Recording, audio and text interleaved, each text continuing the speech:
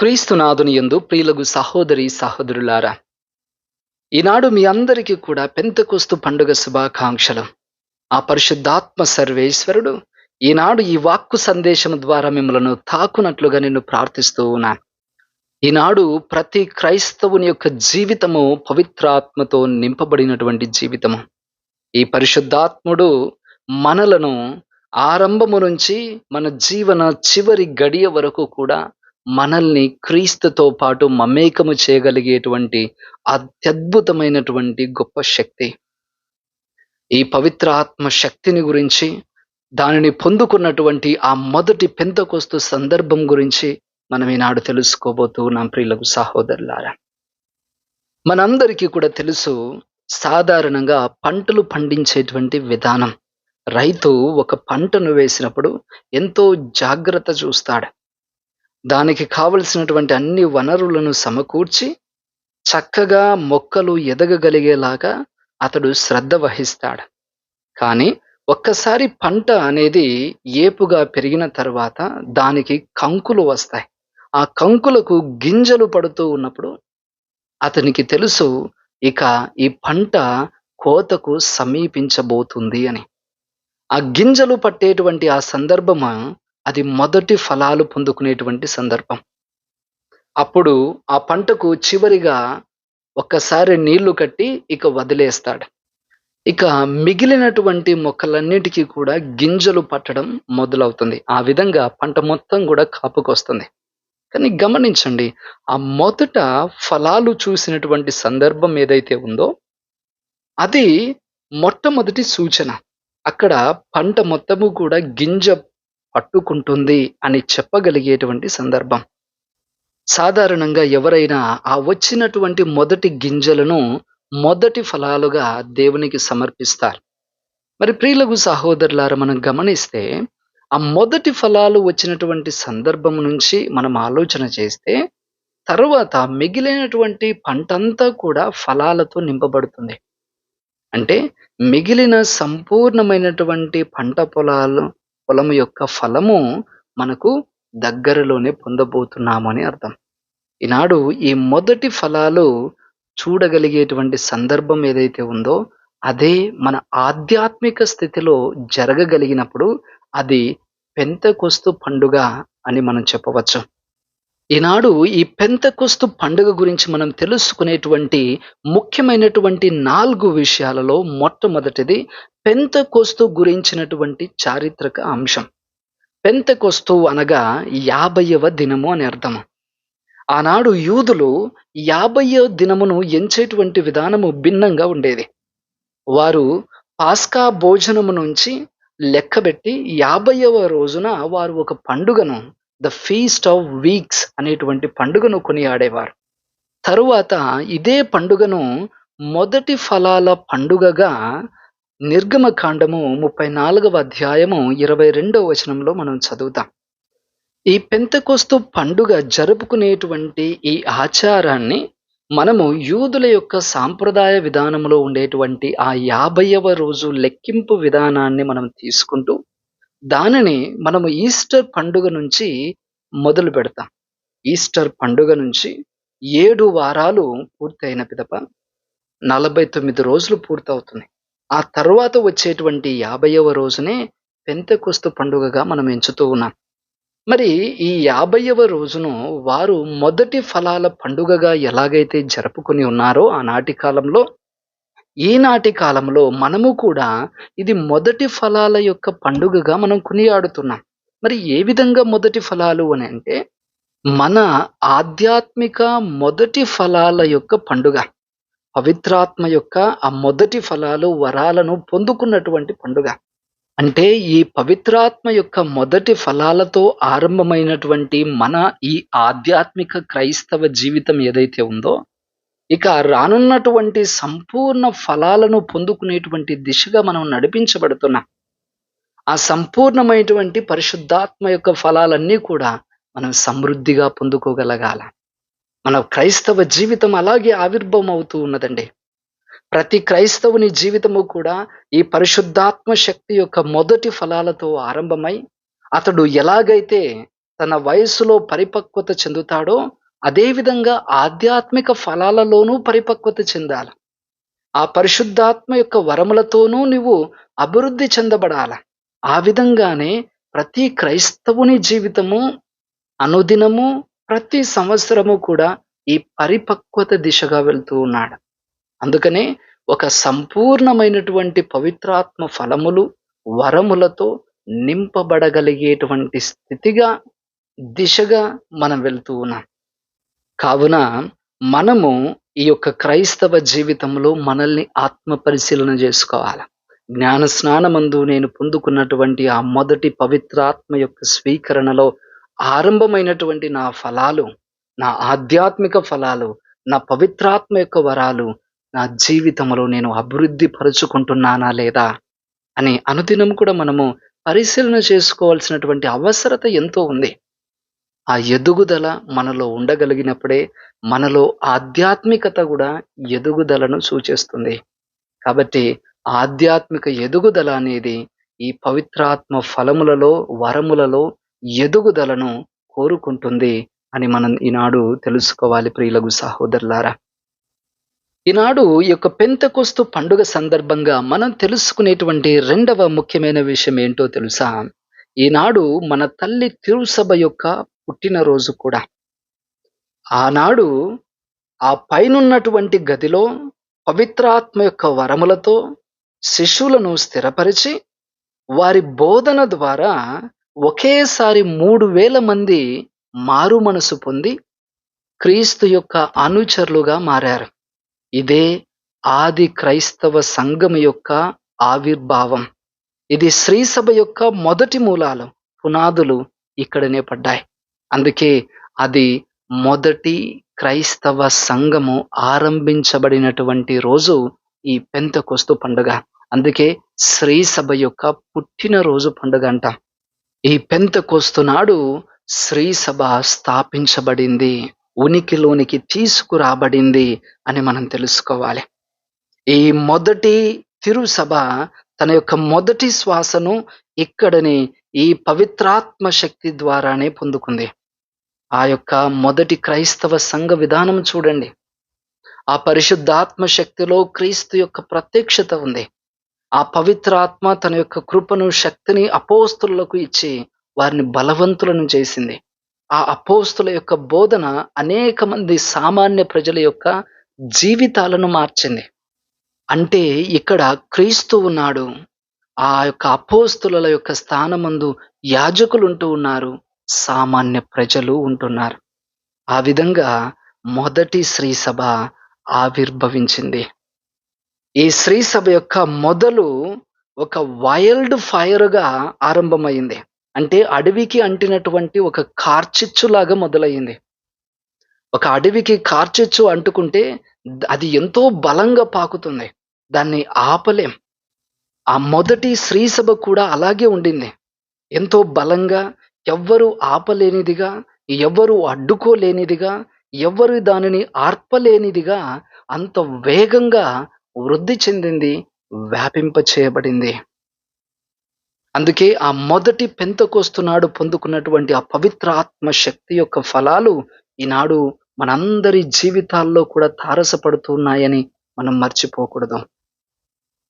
మరి మనం గమనించినట్లయితే ఈ పవిత్రాత్మ దిగి వచ్చేటువంటి ఈ సందర్భాలు, ఈ పెంతెకొస్తు దినము జరిగినటువంటి గొప్ప సంఘటనలు కేవలము ఆనాడు శిష్యుల మీద మాత్రమే కాదు జరిగింది.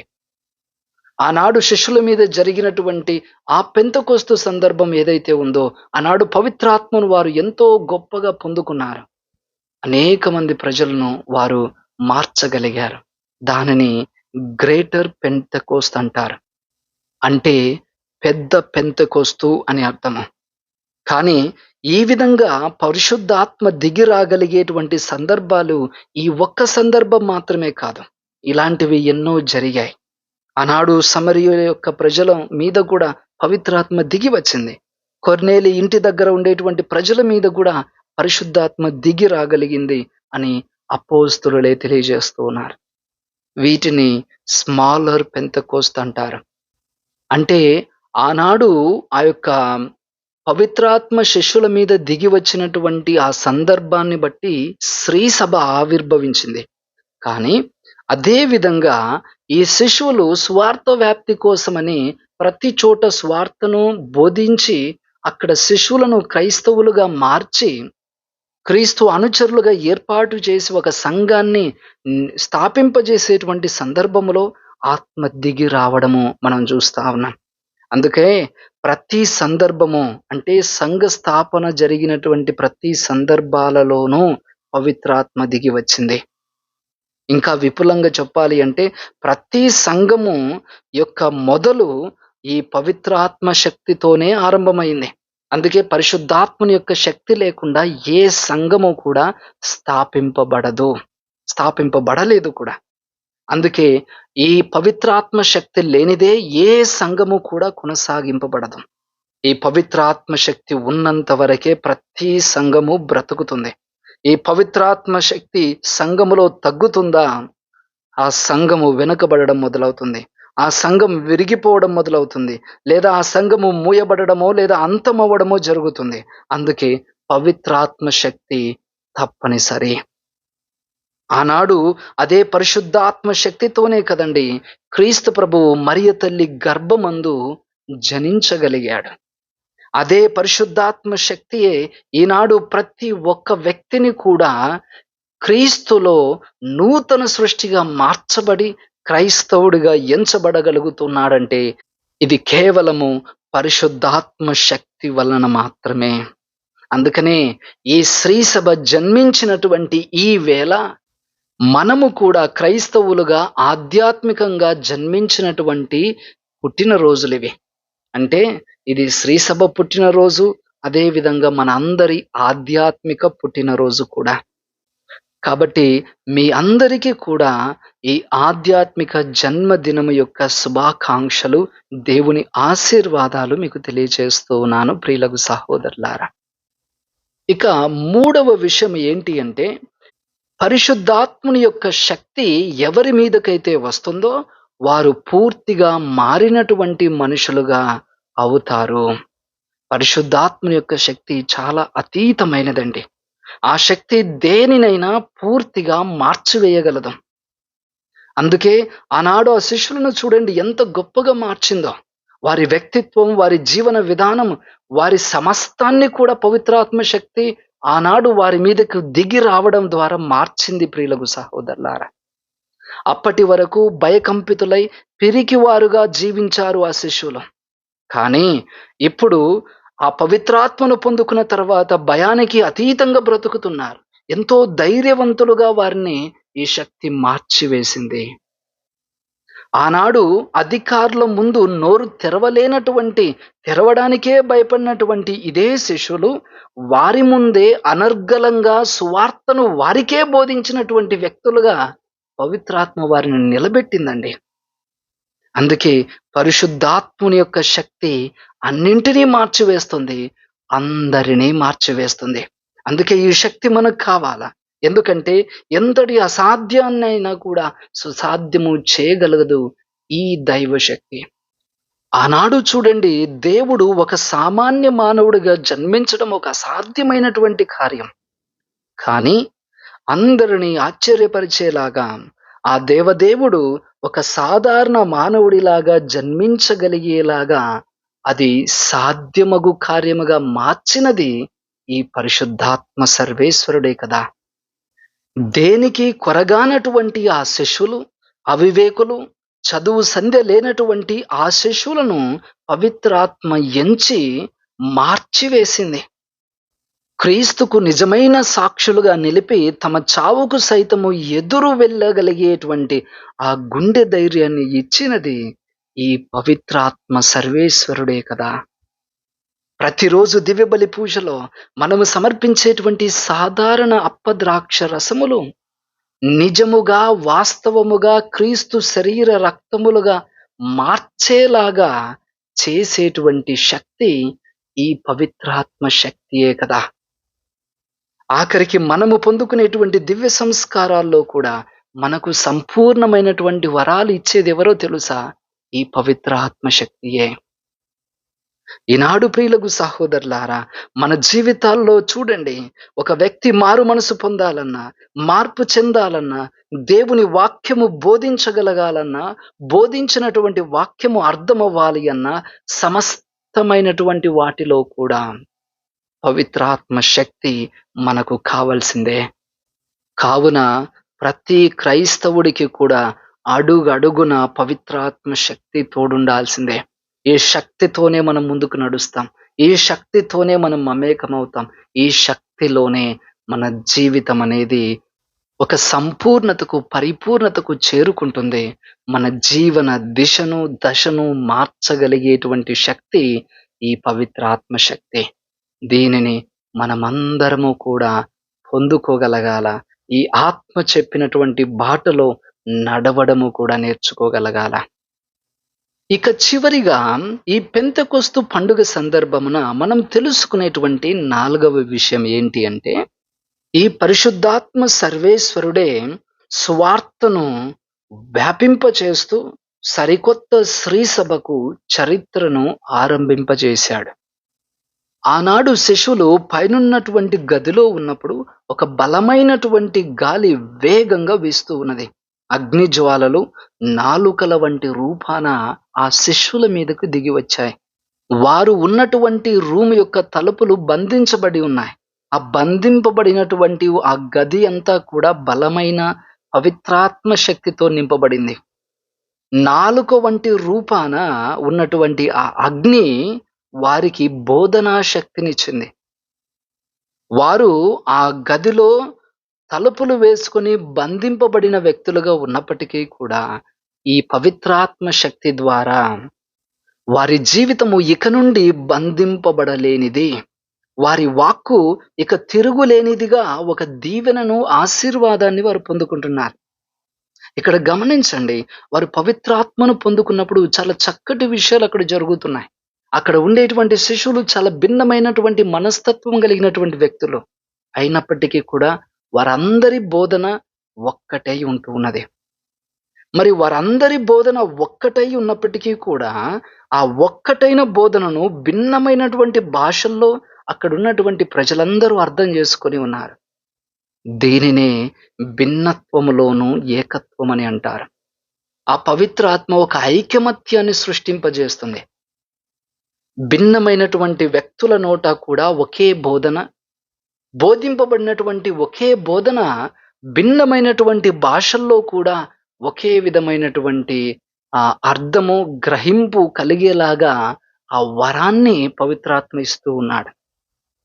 అందుకే ప్రపంచమంతటా ఉన్నటువంటి ఈ యొక్క కథోలిక సంఘము ఒక ఐకమత్యముతో బ్రతుకుతుంది. ఇది భిన్నమైన ప్రాంతాలలో, దేశాల్లో ఉన్నా కూడా ఏకత్వము కలిగినటువంటి మనస్తత్వముతో జీవిస్తుంది కథోలిక శ్రీసభ. అందుకే చూడండి, ఆనాటి నుండి ఆ సువార్త ప్రపంచ నలుమూలలకు కూడా తీసుకువెళ్ళబడింది. దేశము, ప్రాంతము, సాంప్రదాయము ప్రతి స్థితిని కూడా ఈ సువార్త తాకింది. ప్రతి సంస్కృతి సాంప్రదాయాలను ఈ సువార్త సవరిస్తూ క్రీస్తు విలువలతో నింపబడినట్లుగా చేసింది. అనేకమైనటువంటి నైతిక విలువల ఏర్పాటుకు దోహదపడింది కూడా ఈ పరిశుద్ధాత్మనే. ఈ విధంగా ఈ సువార్త అనేటువంటిది ప్రపంచ నలుదిశలా వ్యాపింపచేస్తూ ప్రపంచ నలుమూలలో ఉన్నటువంటి క్రైస్తవులను ఏకం చేసింది. ఈ పవిత్రాత్మని ఈనాడు మనలందరినీ కూడా ఐక్యమత్యముతో కలుపుతుంది. అందుకే ఈ ప్రపంచమును, మన భాషలు వేరవ్వచ్చు, మన దేశాలు వేరవ్వచ్చు, మన సంస్కృతులు వేరవ్వచ్చు, మన విధానాలు వేరవ్వచ్చు, మన ఆలోచనలు వేరవ్వచ్చు, కానీ క్రీస్తు బోధన ఒక్కటే ఉంటుంది. క్రీస్తు విలువలు ఒకే విధంగా ఉంటాయి. దాని ఆచరణ ఒకే విధంగా ఉంటుంది. ప్రపంచ నలుమూలలో కూడా ఈ ఐక్యమత్యాన్ని, ఈ ఏకత్వాన్ని, ఈ యొక్క యూనిటీని స్థిరపరచగలిగింది కేవలము ఈ పవిత్రాత్మ శక్తియే. అందుకే ఈ పవిత్రాత్మ ఈ కథోలిక సభను ఈ ఐక్యమత్యముతో, ఏకత్వము కలిగినటువంటి హృదయముతో నడిపిస్తూ ఉన్నది. ప్రియులకు సహోదరులారా, ఎప్పుడైతే ఈ యొక్క స్వార్థ వ్యాప్తి అనేది కొనసాగిందో శ్రీ సభ చరిత్ర కూడా ఆరంభమయ్యింది. ఈ శ్రీ సభ చరిత్రలో సువార్త వ్యాప్తియే ప్రధానమైనటువంటి ధ్యేయంగా నిలిచింది. అందుకే ఆనాడు మొదట ఆవిర్భవించినటువంటి మొదటి క్రైస్తవ సంఘాన్ని నడిపింది పవిత్రాత్మనే. ఇప్పుడు మనల్ని కూడా నడిపిస్తూ ఉన్నది అదే పరిశుద్ధాత్మ సర్వేశ్వరుడే. ఇక మీదట మన తర్వాత తరాలను కూడా నడిపించగలిగేటువంటి శక్తి ఆ పవిత్రాత్మ శక్తి మాత్రమే. అందుకే ఈ పరిశుద్ధాత్మ శక్తి క్రీస్తు సువార్తను వ్యాపింపజేస్తూ శ్రీ సభ చరిత్రను కూడా కొనసాగిస్తూ ఉన్నది. యావత్తు సంఘాన్ని కూడా మమేకపరుస్తూ, ఐక్యపరుస్తూ, ఏకపరుస్తూ నడిపిస్తూ ఉన్నది. ప్రియులకు సహోదరులారా, ఈనాడు యొక్క పెంతెకొస్తు పండుగ సందర్భంగా ఈ వాక్యము మీ హృదయములను తాకుచూ ఉన్నది. ఆ పవిత్ర ఆత్మ దేవుడు కూడా మిమ్మల్ని తాకుతూ ఉన్నాడు. మిమ్మలను ఐక్యపరచటానికి, క్రీస్తులో ఏకము చేయడానికి, ఆ ఆధ్యాత్మిక ఫలములతో మీ జీవితము పరిపక్వత చెందగలగడానికి దేవుడు వరమును మనకు ఇస్తూ ఉన్నాడు. ఆ పవిత్రాత్మ యొక్క కృప మన అందరి జీవితాల్లో సార్థకమవ్వాలి. మనమందరము కూడా ఈ పవిత్రాత్మ యొక్క శక్తితో నింపబడి సంపూర్ణంగా మారు మనసు కలిగినటువంటి, మారినటువంటి ఒక నూతన సృష్టిగా ఎంచబడినటువంటి క్రైస్తవులుగా మార్చబడాలని ఆ దేవాది దేవుని యొక్క పరిశుద్ధ నామం పేరిట మన అందరి కొరకు ప్రార్థిస్తూ ఉన్నాను. దేవాదేవుడు ఆ పవిత్రాత్మ శక్తిని మీ మీద కుమ్మరించి మిమ్మలను ఆశీర్వదించుదురుగాక. ఆమేన్.